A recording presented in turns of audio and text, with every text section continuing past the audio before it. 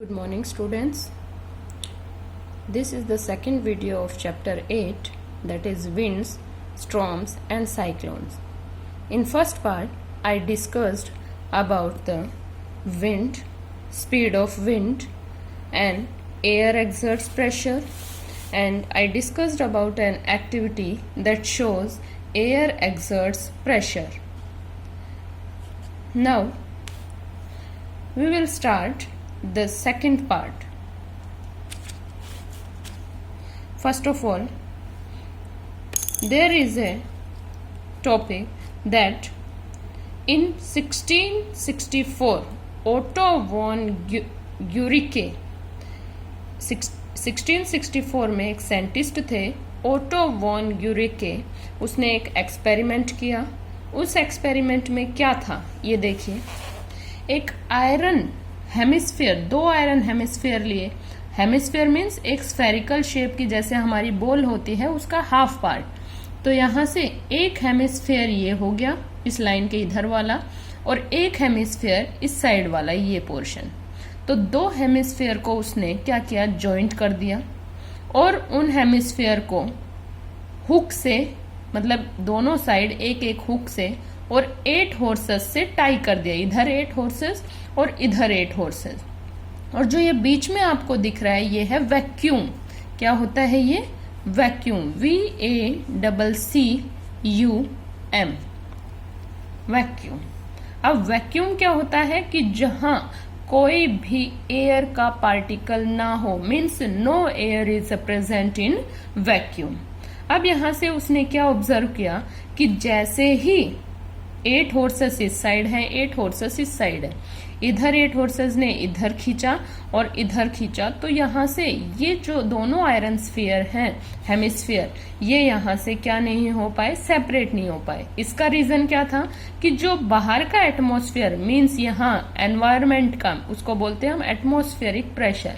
जो atmospheric pressure air का था वो ज्यादा था, और इसके अंदर ये वैक्यूम है। वैक्यूम के अंदर तो कोई एयर रहती ही नहीं है, तो वहां तो कोई प्रेशर है ही नहीं। तो यहां से हम बोल सकते हैं कि जो इनसाइड प्रेशर है वो कम है, और atmospheric pressure means outside pressure है वो ज्यादा है। तो यहाँ से जो बाहर का ज्यादा प्रेशर, एटमॉस्फेरिक प्रेशर है, वो ज्यादा प्रेशर लग रहा है इसके ऊपर, हेमिस्फीयर के ऊपर, तो वो उनको प्रेस कर रहा है। ये बाहर का प्रेशर इन दोनों को प्रेस कर रहा है, इस वजह से ये क्या नहीं हो पाए, सेपरेट नहीं हो पाए। तो इसने ये एक्सपेरिमेंट किया था। नेक्स्ट टॉपिक हमारा है why we and other organism do not feel the pressure of air और एटमॉस्फेरिक प्रेशर, कि हम या कोई अदर ऑर्गेनिज्म प्रेशर या एटमॉस्फेरिक प्रेशर को फील क्यों नहीं कर पाते। तो इसका रीजन मैंने लास्ट क्लास में बताया था, प्रीवियस क्लास में, कि जो हमारी बॉडीज होती हैं वो किससे बनी होती है, सेल्स से। और सेल्स के अंदर क्या होता है, फ्लूइड्स, जैसे कि प्लाज्मा, वो इंटरनल प्रेशर एक्सर्ट करती है, और बाहर से एटमॉस्फेयर आउटसाइड प्रेशर एक्सर्ट करता है। दोनों प्रेशर, आउटसाइड और इनसाइड प्रेशर, जब इक्वल हो जाते हैं तो वहां से बॉडी हमारी क्या नहीं फील कर पाती, प्रेशर फील नहीं कर पाती। यहां से एक पॉइंट है कि अगर इनसाइड प्रेशर ज्यादा हो जाता है, atmospheric pressure means pressure of air, that is outside pressure. अगर इनसाइड प्रेशर फ्लूइड्स का कम रह जाए और एटमॉस्फेरिक प्रेशर ज्यादा रह जाए, तो वहां से हमारी जो ब्लड वेसल्स है वो बर्स्ट, मीन्स ऐसे बोलते हैं नस फट जाती है या वसल्स फट जाती है, तो बर्स्ट हो जाती है। वसल्स, ब्लड वसल्स जो होती है वो बर्स्ट हो जाती है, और वहां से ब्लीडिंग स्टार्ट हो जाती है। नोज में से, ईयर्स में से वहां से ब्लीडिंग स्टार्ट हो जाती है। और यही रीजन होता है कि माउंटेन्स पे या कहीं मून वगैरह पे जाते हैं तो वहां क्या हो जाती है, कईयों के ब्लीडिंग स्टार्ट हो जाती है। और वो क्यों हो जाती है कि वो प्रेशर का सही अरेंजमेंट करके नहीं जाते, या तो सिलेंडर जो लेके जाते हैं उनमें गैस वगैरह कम हो जाती है, इसी की वजह से वो वहां का एटमॉस्फेयर एडजस्ट नहीं कर पाते, उसकी वजह से ब्लीडिंग स्टार्ट हो जाती है। ये प्रेशर का इक्विवेलेंस नहीं हो पाता। नेक्स्ट हमारा टॉपिक है why astronauts wear specially made suits. Astronauts क्या होते हैं, जो मून वगैरह पे जाते हैं, मून पे जाते हैं तो वो क्या पहनते हैं, एक स्पेशल टाइप का सूट पहनते हैं, जैसे कि आपको मैं पिक्चर में दिखा रही हूँ, इस टाइप का सूट पहनते हैं। अब इसका रीजन क्या है, When astronauts go into space, they used to put on specially made suits because in space air is thinner. Means जब एस्ट्रोनॉट्स स्पेस में जाते हैं, मून वगैरह पे जाते हैं, तो वो स्पेशली सूट पहनते हैं। क्यों? क्योंकि स्पेस में मीन्स ऊपर मून जहां है वहां उसका मून पे एटमॉस्फेयर में जो एयर होती है वो थिनर मीन्स हल्की होती है, and outside atmospheric pressure is much laser. तो जब एयर थिन है, स्पेस में एयर थिन है, तो मीन्स वहां का जो एटमॉस्फेरिक प्रेशर है या आउटसाइड प्रेशर जिसको हम बोले वो क्या हो जाता है, कम हो जाता है, और बॉडी का प्रेशर ज्यादा हो जाता है। तो वहां से these suits maintain the pressure equal to the atmosphere and body vessels of the astronaut do not burst under their internal pressure. अब यहाँ से हमने देखा कि जो स्पेस की एयर थी वो हल्की है और उसके कारण जो एटमॉस्फेरिक प्रेशर वहां का स्पेस का वो कम हो जाता है और हमारी बॉडी का जो इंटरनल प्रेशर है वो ज्यादा हो जाता है। अगर ये दोनों इक्वल नहीं होंगे तो हमारी बॉडी को प्रॉब्लम होगी, ब्लड वेसल्स बस्ट हो जाएंगे। इसको मेंटेन करने के लिए स्पेशली सूट्स बनाए जाते हैं। ये सूट्स क्या करते हैं कि एटमॉस्फेयर प्रेशर और हमारी बॉडी प्रेशर को दोनों को इक्वल कर देते हैं और वहां से ये कंडीशन खत्म हो जाती है कि हमारी ब्लड वेसल्स सेफ रहती हैं और वो बस्ट नहीं होती और हम नॉर्मल कंडीशन जैसे हम अर्थ पे रहते हैं सेम वैसे ही हम वहां स्पेस में सरवाइव कर पाते हैं। नेक्स्ट टॉपिक है हमारा high speed winds causes reduced pressure. Means दो टाइप की विंड होती है, एक हाई स्पीड एक लो स्पीड, एक नॉर्मल स्पीड होती है। अगर हाई स्पीड से कोई विंड हवा चल रही है तो उसका प्रेशर कम होता है या ज्यादा होता है ये बता रहे हैं। तो यहां से है कि जो विंड जिसकी स्पीड ज्यादा होती है उसका प्रेशर उतना ही कम होता है, रेड्यूस्ड मीन्स कम, लोअर। यहां से देखिए डेनियल बर्नौली एक साइंटिस्ट है, डेनियल बर्नौली, उसने क्या देखा, उसने ये एक्सपेरिमेंट किया कि जब भी एयर जितनी ज्यादा स्पीड से ब्लो करेगी उतना ही उसका प्रेशर कम होगा। मीन्स स्पीड जितनी ज्यादा वहां से प्रेशर उस विंड का या एयर का उतना ही कम। अब यहां से इसको करने के लिए एक एक्टिविटी परफॉर्म करते हैं। उस एक्टिविटी से पता चलेगा कि क्या ये बात सही है कि जितने विंड की स्पीड ज्यादा उतना ही उसका प्रेशर कम। आपको क्या करना है, हमारा इस एक्टिविटी का ऑब्जेक्टिव क्या रहेगा, to show that pressure reduces when air moves with high speed. Pressure कम हो जाता है जब स्पीड विंड की या एयर की ज्यादा होती है। मेथड क्या करना है, hold a strip of paper, एक पेपर लेना है आपको, इसमें मेजरमेंट दे रखी है 10 centimetre long and 3 centimetre wide, means length 10 centimetre और उसकी ब्रेड्थ जो है, चौड़ाई जो है वो 3 सेंटीमीटर। आप कोई भी पेपर ले सकते हैं, मीन्स उसकी लेंथ ज्यादा होनी चाहिए, ब्रेड्थ कम होनी चाहिए। Between your thumb and 4 finger, आपकी जो थंब है और आपकी 4 फिंगर है इसके बीच में आपको इसको पकड़ना है। और किस तरीके से पकड़ना है, जैसे इस वाले फिगर में दिखा रखा है, फर्स्ट फिंगर और थंब के बीच में इसने पकड़ रखा है। फिर क्या है, फोल्ड इन अपवर्ड डायरेक्शन, फिर उसको आप फोल्ड करोगे। मान लेते हैं ये पेपर है तो इसको अपवर्ड डायरेक्शन में ऐसे हम पेपर को फोल्ड करते लाते हैं, ऐसे फोल्ड करने। Fold in upward direction the other and, दूसरे, ये तो हमारे माउथ में रहेगा और ये दूसरे को हम फोल्ड करते हुए यहां तक ले आएंगे। Blow hard over its top, और फिर हमें माउथ से इसके ऊपर जोर से हवा लगानी है। माउथ से जैसे ही हवा लगाएंगे तो जो फोल्ड किया हुआ ये है ये ऊपर की साइड जाएगा हवा के प्रेशर से। ये हम सोचते हैं कि जैसे ही हम क्या करेंगे, इस पे विंड या एयर अपने माउथ से निकालेंगे तो ये नीचे की साइड जाएगा, नहीं, ये ऊपर की साइड जाएगा। इसका रीजन क्या है, जैसे ही हम माउथ से हवा पास करेंगे तो यहाँ तो माउथ से आप करके देखना, माउथ से करेंगे तो ऊपर का जो विंड की स्पीड है ज्यादा होगी और यहाँ तो कुछ इफेक्ट पड़ा ही नहीं। जैसे ही पेपर पे हम लगाएंगे तो ऊपर की साइड, अपर साइड, पेपर के अपर साइड पे तो प्रेशर, सॉरी, जो स्पीड होगी एयर की वो ज्यादा होगी, और जो पेपर के नीचे वाला हिस्सा है उस पे तो वो नॉर्मल स्पीड, जैसे विंड नॉर्मली चलती है उतनी ही स्पीड रहेगी, क्योंकि विंड हमने ज्यादा स्पीड से कहाँ की है, ऊपर की साइड। तो ये ऊपर की साइड जितनी विंड की स्पीड है, मैंने अभी कहा कि प्रेशर उतना ही क्या हो जाता है, कम हो जाता है। तो ज्यादा विंड और प्रेशर कम, तो ये ऊपर की साइड ही ब्लो करेगा। तो इसकी ऑब्जर्वेशन देख लीजिए। The end of paper strips moves up inside of going down. Y?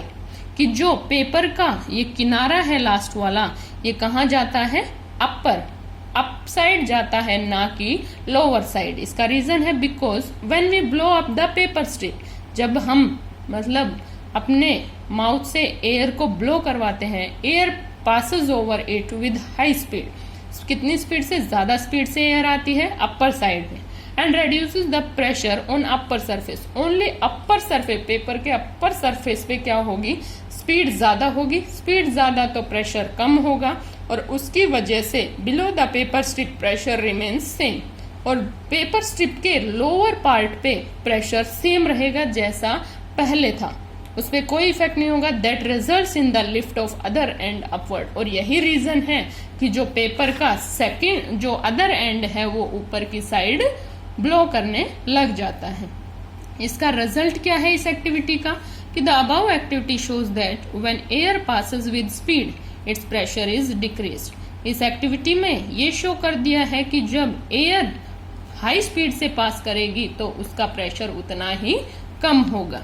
Next एक और एग्जाम्पल है यहाँ पे कि common experience of reduce pressure of speedly moving air, कि जो हम देख सकते हैं, हमने देखा है अपनी डेली लाइफ में उस चीज को, कि ये जो एक्टिविटी हमने बताई है कि जितनी ज्यादा स्पीड उतना ही प्रेशर कम, उसके ऊपर हमारी डेली लाइफ में एक एक्सपेरिमेंट या हम एक्सपीरियंस बोल सकते हैं, वो कौन सा है।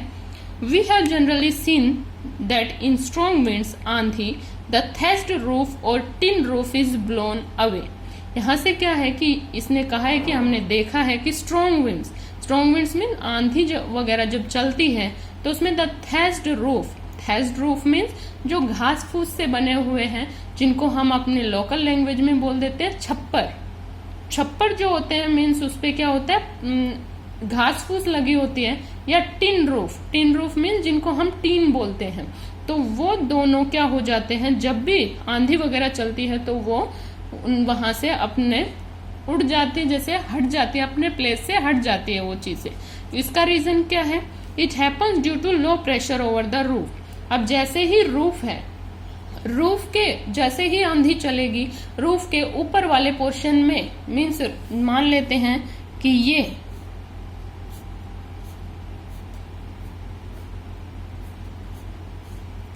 यहाँ पे ये रूफ है, तो जैसे ही विंड यहाँ से पास होगी, तो विंड ज्यादा स्पीड की होती है, तो हमें पता है, तो स्पीड ऊपर ज्यादा होती है, तो यहाँ ऊपर का प्रेशर कम रहेगा, और इस हाउस के अंदर जो प्रेशर है वो तो नॉर्मल रहेगा, क्योंकि यहाँ तो विंड गई ही नहीं, इस रूफ के ऊपर से विंड पास की है, तो रूफ के ऊपर वाला जो प्रेशर रहेगा वो कम रहेगा। और वहां से when strong winds blow over the roof, और जब प्रेशर कम रहे, the pressure is reduced over it and inside pressure remains the same and roof is blown away. अब जब विंड ब्लो करती है तो रूफ के ऊपर का प्रेशर कम हो जाता है, क्योंकि विंड की स्पीड ज्यादा होती है, और जो हाउस के अंदर का इनसाइड प्रेशर है वो सेम रहता है जैसे पहले है। तो यहाँ का ऊपर का प्रेशर कम और अंदर का ज्यादा, तो उसकी वजह से ये क्या हो जाती है, ब्लो हो जाती है इसकी रूफ।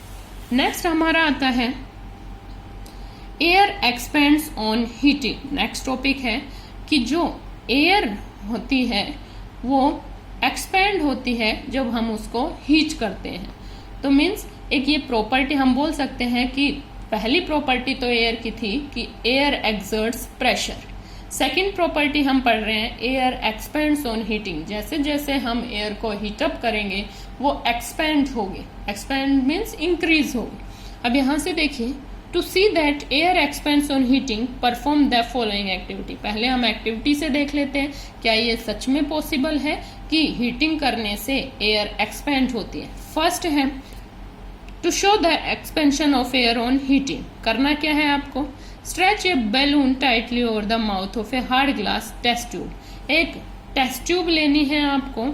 उस टेस्ट ट्यूब को क्या करना है, उसके ऊपर वाले हिस्से पे एक बैलून को आपको टाई अप कर देना है। Put the test tube in a beaker having hot water and wait for 3-4 minute. और उस टेस्ट ट्यूब को एक बीकर में रखना है जिसमें हॉट वाटर है और 3 to 4 मिनट्स आपको वेट करना है। Now put the test tube in other beaker having cold water. और फिर उस टेस्ट ट्यूब को आपको कोल्ड वाटर में रखना है। See the changes in the shape of the balloon. और फिर आपको बैलून के शेप में डिफरेंस देखना है, क्या दोनों में सेम रहा या कोई चेंजेस रहा। तो यहाँ से देखिए, ये एक्सपेरिमेंट किया है कि इसमें हॉट वाटर लिया है, टेस्ट ट्यूब डाला, टेस्ट ट्यूब के ऊपर बैलून लगा हुआ है। नेक्स्ट कोल्ड वाटर लिया, कोल्ड वाटर में इसी टेस्ट ट्यूब को डाला, तो ये दोनों बैलून है। पहले बैलून इस शेप का था और दोबारा बैलून इस शेप का हो गया। तो यहाँ से देखो ऑब्जर्वेशन क्या हुआ, when the test tube is placed in hot water, जब टेस्ट ट्यूब को हॉट वाटर में रखा, the balloon becomes inflated. Balloon क्या हो गया, इन्फ्लेटेड मीन्स वो एक्सपेंड हो गया, मीन जैसे हम गुब्बारे को फुलाते हैं उस शेप का हो गया। इन्फ्लेटेड मतलब उसमें हवा क्या हो गई, फिलअप हो गई, एयर फिलअप हो गई। But one test tube with inflated balloon is placed in the beaker having cold water, it is deflated. और जब उस इन्फ्लेटेड जैसे सेम इसी टेस्ट ट्यूब को ऐसी शेप के बैलून को डायरेक्ट इसमें डाल दिया कोल्ड वाटर में, तो हमने क्या देखा कि जो बैलून था वो डिफ्लेटेड हो गया। डिफ्लेटेड मीन्स वो कॉन्ट्रैक्ट हो गया और उसकी शेप इस टाइप की हो जाती है, मीन जो एयर होती है वो वहां से क्या हो जाती है, पास हो जाती है। अब यहाँ से हमने क्या देखा, रीजन क्या है कि ऐसा क्यों होता है, because when test tube is placed in hot water, जब टेस्ट ट्यूब को हॉट वाटर में रखा जाता है, air present in the test tube expand, जो एयर रहती है किसके अंदर, टेस्ट ट्यूब के अंदर, वो एक्सपेंड हो जाती है एंड बैलून बिकम्स इन्फ्लेटेड। और एयर के एक्सपेंड होने से बैलून क्या हो जाता है, इन्फ्लेटेड हो जाता है। But when the test tube is placed in cold water, लेकिन जब उसी टेस्ट ट्यूब को कोल्ड वाटर में रखा जाता है तो air inside test tube contract, तो वो वहां से जो एयर होती है कूलिंग से वो एयर कॉन्ट्रैक्ट हो जाती है और बैलून का क्या हो जाता है, डिफ्लेटेड। मीन्स हम कह सकते हैं कि हीटिंग से जो एयर एक्सपेंड होती है और कूलिंग से एयर कॉन्ट्रैक्ट होती है। तो ये प्रॉपर्टी आपको समझ आ गई। तो यहाँ से इस एक्टिविटी से हमने ये प्रूव कर दिया।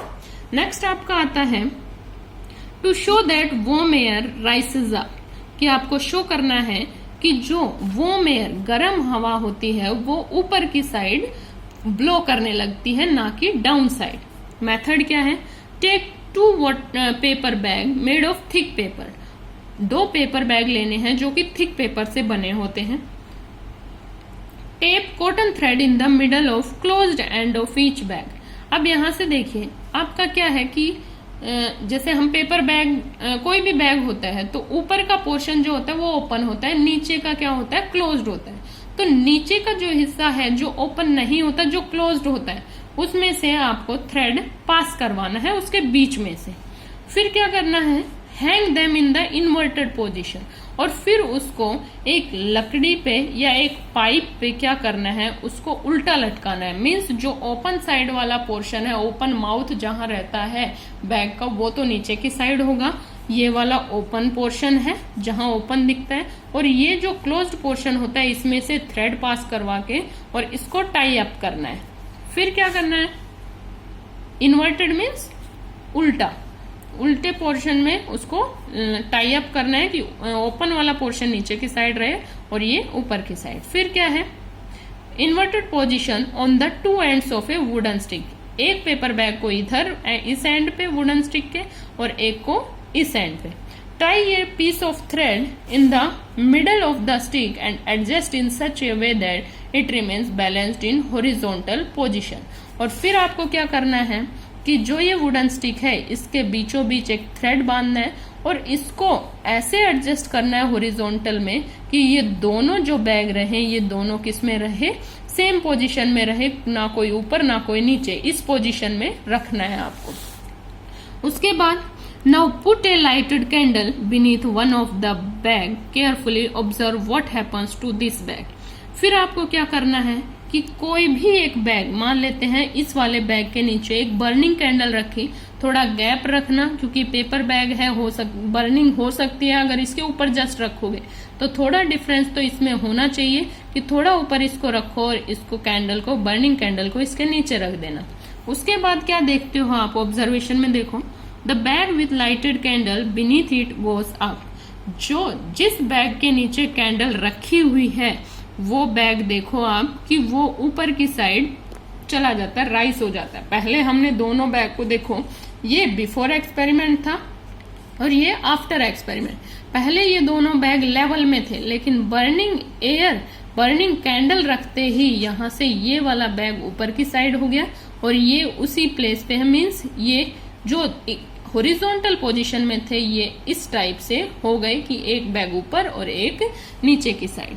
तो वाई, ये क्यों हुआ? Because the air in the surrounding above candle flame, जो कैंडल रखी है उसके ऊपर की जो एयर है बिकम्स वार्म, वो warm air, hot air means गर्म हवा हो जाती है, lighter than the cold air of surrounding, और वो हल्की हो जाती है कोल्ड एयर। यहाँ से एक बात हमेशा याद रखना कि जो हॉट एयर होती है वो लाइट इन वेट होती है, मीन हल्की होती है, और वार्म एयर जो होती है उस किसके कंपैरिजन में, as comparison to cold air, वो हल्की होती है वार्म एयर। यहां से देखिए, being lighter hot warm air rises up, और जब मैंने अभी बताया कि वार्म एयर या हॉट एयर क्या होती है, हल्की होती है, तो वो जल्दी ऊपर जाएगी and pushes the bag from below, और जब वो हवा ऊपर की साइड जाएगी तो बैग में से पास होके जाएगी, तो बैग को भी ऊपर की साइड